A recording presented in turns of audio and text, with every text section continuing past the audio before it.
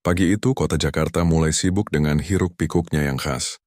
Jalanan dipenuhi deru mesin kendaraan, suara klakson bersahutan, dan langkah-langkah terburu-buru dari para pekerja kantoran yang mengejar waktu. Di antara keramaian itu, berdiri tegak sebuah gedung pencakar langit yang begitu megah, menjulang angkuh ke langit. Gedung itu adalah Kencana Corp, perusahaan multinasional yang bergerak di bidang teknologi dan inovasi digital. Setiap hari, trotoar di depan Kencana Corp menjadi jalur lalu lalang orang-orang berpenampilan keren, membawa tas jinjing kulit, mengenakan jas mahal, dan aroma parfum kelas atas. Tapi pagi itu, suasana sempurna itu sedikit terganggu oleh kehadiran seorang pria tua dengan pakaian lusuh dan bau menyengat sampah kota.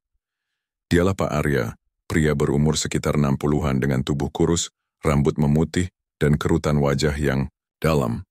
Tangannya mendorong gerobak sampah besi yang penuh dengan kantong plastik hitam. Di antara tumpukan sampah itu, ada botol plastik bekas, kardus, sisa makanan, dan aroma busuk yang menusuk hidung siapapun yang mendekat. Namun meski begitu, wajah Pak Arya tampak tenang. Ia menyapa sopan beberapa petugas keamanan gedung dengan anggukan kepala dan senyum ramah. Ia bahkan sempat memungut bungkus kopi yang tercecer di trotoar, memasukkannya ke dalam gerobaknya. "Pagi Pak Arya," sapa salah satu satpam. "Pagi juga nak, semangat ya kerjanya," jawabnya sambil melanjutkan langkahnya. Tapi tak semua orang bersikap ramah. Di sisi lain trotoar, seorang wanita muda tengah berdiri sambil sibuk menatap layar ponselnya. Ia mengenakan setelan blazer krem, tas branded menggantung di bahunya, dan sepatu high heels yang tampak mahal. Namanya Citra Larasati, 24 tahun, lulusan universitas ternama. Dan hari itu ia sangat percaya diri karena akan menghadiri wawancara kerja di perusahaan impiannya, Kencana Corp. Sambil memeriksa ulang make up di kamera depan ponselnya, Citra mengerutkan kening saat mencium aroma tak sedap. Ia menoleh ke kiri dan langsung melihat Pak Arya yang tengah melintas di depannya. Gila. Udah pagi-pagi udah bau banget, ganggu banget. Gumamnya cukup keras sambil menutup hidung. Teman Citra, seorang wanita bernama Rani yang juga ikut melamar, terlihat risih mendengar komentar itu. Tapi ia diam saja. "Kayak gitu kok bisa kerja di sini ya? Apa nggak malu sih? Tempat elit kayak gini malah dicemari sama tukang sampah," lanjut Citra sambil mendengus. Pak Arya sempat menoleh, matanya menatap sekilas ke arah Citra. Tapi ia tidak berkata apa-apa. Ia hanya mengangguk pelan, lalu kembali fokus mendorong gerobaknya. "Serius deh. Aku bakal minta HRD bersih-bersihin orang kayak gini dari area depan gedung. Ini bisa nurunin reputasi perusahaan." Gila aja. Citra kembali mengangkat dagunya dengan angkuh.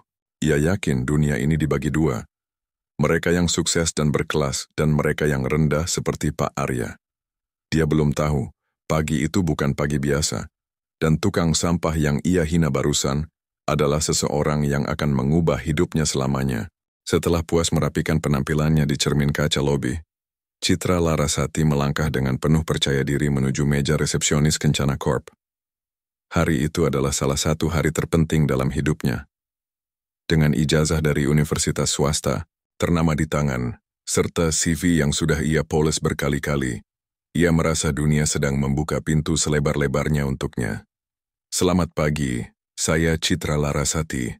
Saya ada jadwal wawancara pukul 10.00, katanya sopan namun tetap dengan nada sedikit tinggi, sebuah perpaduan antara etika dan ego.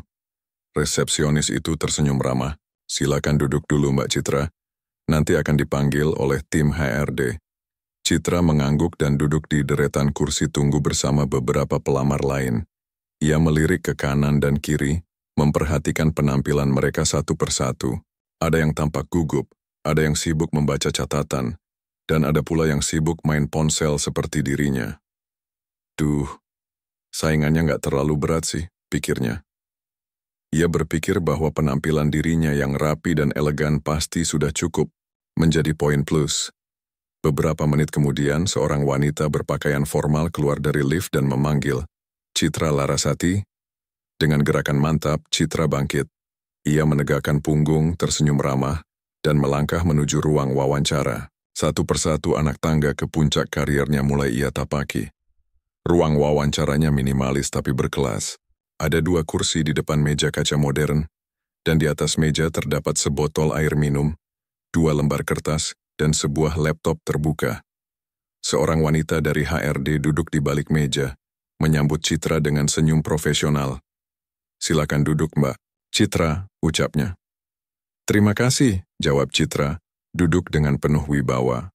Wawancara dimulai dengan pertanyaan-pertanyaan umum, pengalaman organisasi, motivasi kerja, kelebihan dan kekurangan, serta ekspektasi gaji. Citra menjawab semuanya dengan lancar, bahkan sesekali menyisipkan kalimat dalam bahasa Inggris untuk menunjukkan kelasnya. "Wah, sejauh ini kamu cukup meyakinkan ya," kata HRD itu sambil tersenyum. Citra tersenyum lega. "Thank you, Mbak. I've been preparing for this moment." Kemudian HRD itu berkata, "Hari ini kamu beruntung karena sesi akhir wawancara akan langsung dilakukan oleh CEO Kencana Corp. Beliau ingin mengenal beberapa kandidat secara langsung sebelum memutuskan." Citra tersentak senang. "CEO? Langsung? Wah, saya nggak nyangka bisa seberuntung ini." Dalam benaknya, ia membayangkan sosok pria paruh baya dengan jas Armani, jam tangan mewah, dan parfum maskulin berkelas. Ia membayangkan bahwa jika bisa memikat perhatian CEO, kariernya akan melesat lebih cepat. "Silakan tunggu sebentar, beliau akan segera datang," kata HRD itu sambil berdiri. Beberapa menit berlalu. Citra merapikan rambut, mengoleskan lip balm, dan mengatur napas. Detik-detik terasa panjang dan menegangkan. Ia sudah menyiapkan kalimat pembuka, senyum profesional, bahkan nada suara yang ia rasa akan terdengar CEO material. Lalu pintu terbuka, seseorang masuk. Langkahnya pelan. Pakaiannya sederhana. Tidak ada jas mahal. Tidak ada parfum tajam. Tapi wajah itu, Citra langsung terperangah. Matanya membelalak, napasku tercekat. Itu tukang sampah tadi pagi, pria tua dengan seragam kumuh yang mendorong gerobak penuh sampah. Pria yang ia hina habis-habisan di depan kantor, kini berdiri di hadapannya, mengenakan kemeja putih bersih dan celana bahan sederhana. Senyumnya tenang, tatapannya menusuk. "Selamat pagi, Mbak Citra," katanya dengan suara yang dalam tapi bersahabat. Citra tak bisa bicara. Suaranya seperti tersangkut di tenggorokan. Kepalanya berputar, berusaha mencari penjelasan logis. RD berdiri dan berkata, "Perkenalkan, ini Bapak Arya Wijaya, CEO sekaligus pendiri Kencana Corp." Ruangan terasa dingin meski AC hanya disetel pada suhu 24 derajat. Tapi bukan karena udara, melainkan suasana yang tiba-tiba berubah menegangkan. Citra Larasati masih terpaku di tempat duduknya. Tangannya mengepal di atas pangkuan, kakinya gemetar, meski ia berusaha mati-matian menjaga postur tubuh tetap anggun. Tapi tak bisa disangkal, jantungnya berdetak lebih cepat daripada saat sidang skripsi dulu.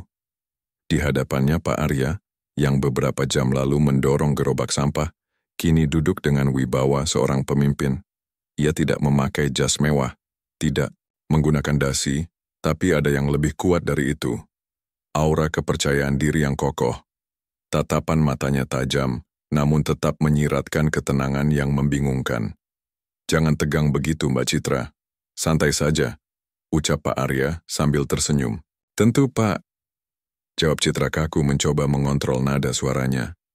Pak Arya membuka laptop di hadapannya, mengetik sesuatu, lalu berkata, "Saya sudah membaca CV kamu. Bagus. Lulusan dengan nilai tinggi, pengalaman magang di beberapa tempat. Tapi, saya lebih tertarik membicarakan hal yang terjadi tadi pagi." Citra membeku, ia tahu arah pembicaraan itu, tapi ia masih berharap mungkin Pak Arya tidak mendengarnya atau tidak mempermasalahkannya. "Tadi pagi, saya hanya lewat di depan gedung ini. Seperti biasa, berpakaian sebagai petugas kebersihan. Saya menyapa beberapa orang, dan ya, saya mendengar ada yang menyebut saya bau, mengganggu, dan tidak layak ada di sini." Citra menunduk, wajahnya merah padam. Dia ingin meminta maaf, tapi lidahnya keluh. Harga dirinya memberontak, tapi rasa malu menenggelamkannya. Pak Arya menatapnya. "Tahukah kamu kenapa saya kadang menyamar sebagai tukang sampah?" Citra perlahan mengangkat kepala. Sorot matanya bertanya-tanya. "Saya mulai dari nol, Mbak Citra. Lanjut Pak Arya. Dulu saya pemulung. Saya hidup di kolong jembatan. Satu-satunya pendidikan saya adalah hidup itu sendiri. Tapi saya belajar, bukan dari ruang kelas, melainkan dari jalanan, dari orang-orang yang diremehkan dunia. Dan saya tidak pernah lupa asal saya. Ia berhenti sebentar, mencoba memberi jeda yang penuh makna. Ketika saya mendirikan Kencana Corp, saya bersumpah, perusahaan ini tidak akan hanya menilai orang dari penampilan. Tapi pagi ini, saya ingatkan diri saya, bahwa masih banyak orang yang menilai seperti itu. Citra mulai berkaca-kaca. Tidak hanya karena malu, tapi karena tamparan realita itu terlalu keras. Apa kamu pikir orang yang membersihkan sampah tidak punya harga diri? Apa mereka pantas diperlakukan seperti binatang? Suara Pak Arya kini lebih dalam, tak lagi lembut. Citra menunduk. Saya minta maaf, Pak. Saya benar-benar menyesal. Saya tidak tahu itu Bapak. Masalahnya bukan karena kamu tidak tahu saya siapa, potong Pak Arya. Tapi karena kamu hanya menghargai orang yang kamu anggap di atas kamu. Bagaimana jika saya benar-benar hanya tukang sampah? Masihkah kamu akan meminta maaf hari ini? Citra terdiam.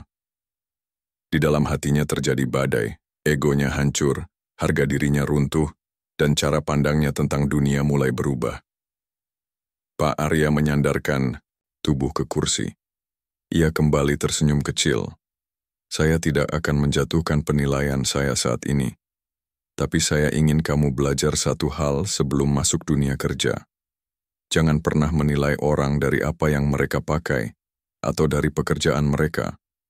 Karena bisa jadi, yang kamu rendahkan hari ini adalah orang yang memegang keputusan masa depanmu. Citra mengangguk pelan, air mata jatuh satu persatu. Ia tidak tahu apakah masih akan diterima bekerja, tapi hari itu ia sadar, wawancara, ini bukan tentang lulus atau gagal, tapi tentang pembelajaran hidup yang tidak akan ia lupakan seumur hidup. Dan semua itu dimulai dari seorang tukang sampah yang ternyata adalah bos perusahaan. Setelah sesi wawancara yang penuh ketegangan itu, Citra Larasati berjalan keluar dari ruang meeting dengan langkah gontai. Tangan yang tadi begitu mantap menggenggam map CV, kini justru menggantung lemas di samping tubuhnya. Tatapan matanya kosong. Di luar ruangan, beberapa pelamar masih duduk menunggu giliran. Beberapa melirik Citra, memperhatikan penampilannya yang tampak mewah namun kini kusut, seperti seseorang yang baru saja dihantam kenyataan. Ia berjalan menuju lift, tapi saat pintu lift terbuka, ia tak masuk. Sebaliknya, ia berbalik arah dan berjalan ke tangga darurat. Ia butuh ruang, butuh tempat untuk menarik napas, butuh tempat untuk menangis. Tangga darurat itu sepi, sunyi. Dindingnya kusam, cahaya lampunya temaram. Disitulah ia duduk di anak tangga ketiga, menyandarkan kepala ke lutut dan membiarkan air mata jatuh. Tak terisak, tak ada suara, hanya diam. Tapi diam yang menyakitkan. Beberapa jam kemudian, email pemberitahuan dari Kencana Corp masuk ke inboxnya. Subjek, hasil wawancara kerja, Kencana Corp. Dengan tangan bergetar, Citra membukanya. Setelah mempertimbangkan berbagai faktor, dengan berat hati kami informasikan bahwa Anda belum berhasil lolos ke tahap selanjutnya dalam proses rekrutmen di Kencana Corp. Terima kasih atas partisipasinya, dan semoga sukses di kesempatan lainnya. Kalimat itu menusuk, tajam, langsung ke jantung. Biasanya, email penolakan seperti ini bisa ia abaikan, tapi kali ini berbeda. Kali ini, ia tahu penolakan itu bukan soal kualifikasi, bukan soal nilai, bukan soal pengalaman, tapi soal sikap. Dan yang lebih menyakitkan dari tidak diterima kerja, adalah menyadari bahwa ia ditolak karena dirinya sendiri, karena keangkuhannya, karena kebiasaannya merendahkan orang lain, karena mulutnya yang tajam dan hati yang tinggi.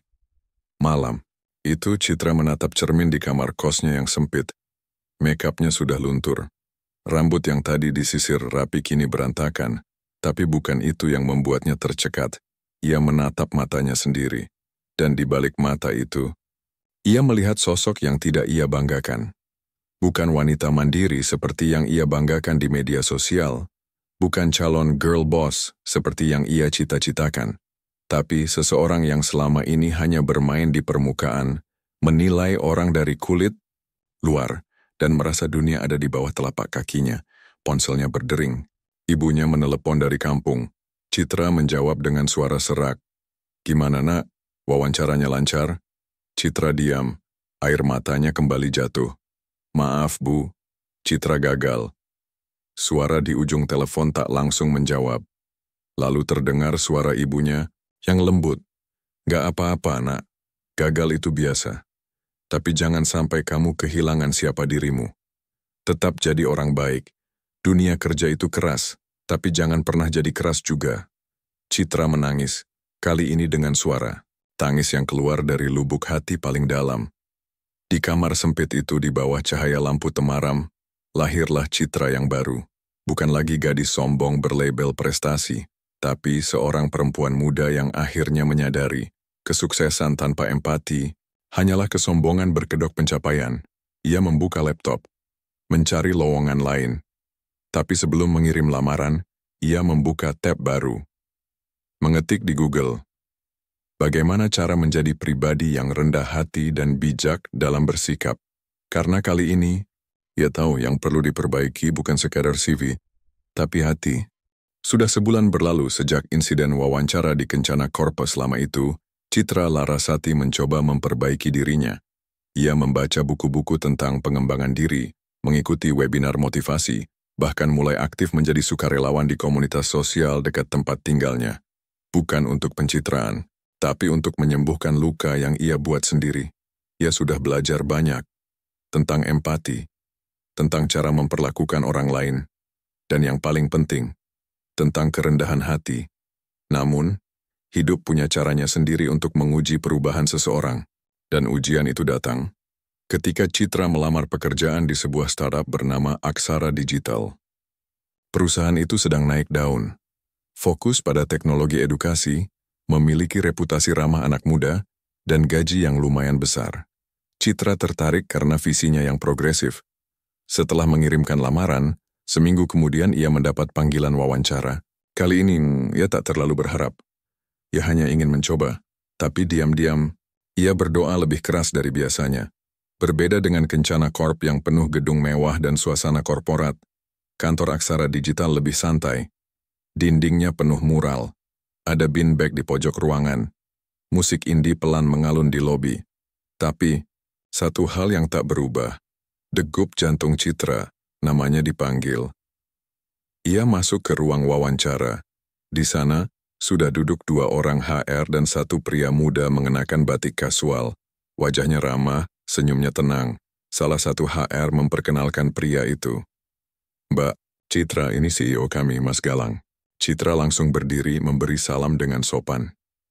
"Salam kenal, Mas." Galang mengangguk sambil tersenyum. Wawancara dimulai. Tapi bukan pertanyaan teknis dulu yang keluar. "Mbak Citra," kata Galang tenang. "Sebelum kita bicara soal pekerjaan, saya ingin tanya satu hal. Menurut Mbak, bagaimana cara kita memperlakukan orang yang pekerjaannya jauh di bawah kita?" Citra tercekat. Pertanyaan itu terlalu familiar. Bayangan tentang Pak Arya, tukang sampah yang ternyata bos perusahaan, melintas di kepalanya. Ia menarik napas dalam-dalam, lalu menjawab, "Saya pernah berpikir kalau orang sukses itu dilihat dari gelar atau penampilannya. Tapi sekarang saya sadar, justru cara kita memperlakukan orang yang tak bisa membalas kebaikan kita, itu yang menentukan siapa kita sebenarnya." Ruangan hening sejenak. Galang menyipitkan mata, lalu tersenyum. Ia membuka file di hadapannya dan menunjukkan sebuah foto seorang pria tua memakai seragam petugas kebersihan. Wajah itu, Pak Arya. Tapi di sebelahnya, berdiri seorang pemuda berkaos oblong, sedang membantu mendorong gerobak sampah. Rambutnya agak gondrong, kulitnya gelap terbakar matahari. Tapi Citra bisa mengenali wajah itu. Mas Galang, CEO Aksara Digital, dulunya juga pernah jadi tukang sampah. Citra menahan napas. Dunia serasa berputar. "Saya dulu magang di Kencana Corp," kata Galang pelan. Waktu itu saya masih bantu-bantu bersih-bersih sambil kuliah malam. Pak Arya mentor saya, dan saya mendengar cerita tentang kamu. Citra menunduk, matanya panas. Tapi saya juga dengar, kamu berubah. Citra mendongak. Terkejut, kami sempat bertukar kabar dengan Pak Arya. Dia cerita tentang kamu. Tentang bagaimana kamu jatuh, tapi juga bangkit. Dan hari ini saya ingin tahu, kamu bangkit sejauh apa? Galang berdiri, mengulurkan tangan.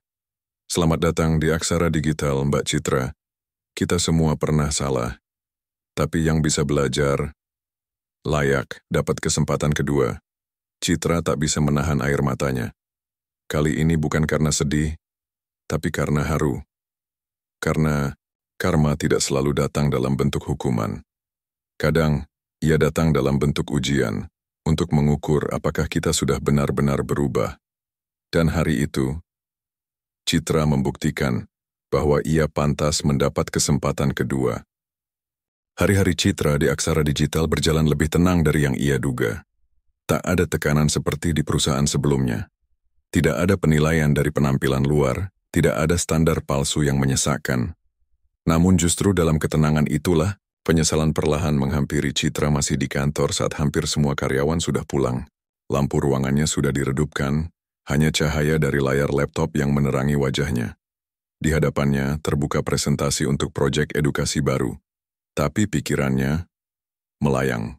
Entah kenapa, malam itu pikirannya terus tertuju pada Pak Arya, pria yang ia hina, remehkan dan abaikan, padahal telah memberinya pelajaran hidup yang paling penting.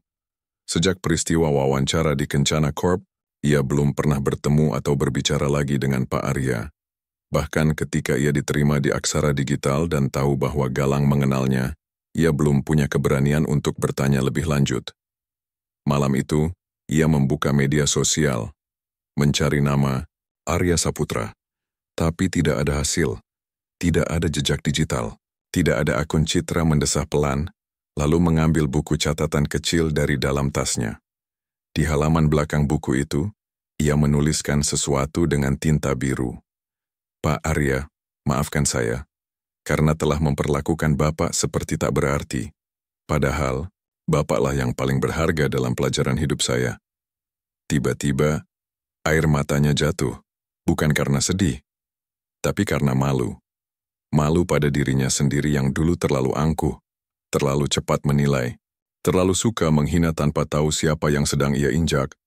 Seminggu kemudian di hari Jumat yang cerah, Aksara Digital mengadakan program Corporate Social Responsibility, aksi bersih lingkungan dan berbagi sembako di kawasan padat penduduk. Semua karyawan ikut turun ke lapangan. Citra ikut juga, kali ini bukan karena terpaksa tapi karena memang ingin. Ia membawa kantong-kantong sembako dan membagikannya langsung ke warga. Di tengah kesibukan itu, matanya tertumbuk pada seseorang di kejauhan. Seorang pria tua, mengenakan rompi oranye dan topi lusuh, sedang membantu mengangkat karung sampah di ujung gang sempit.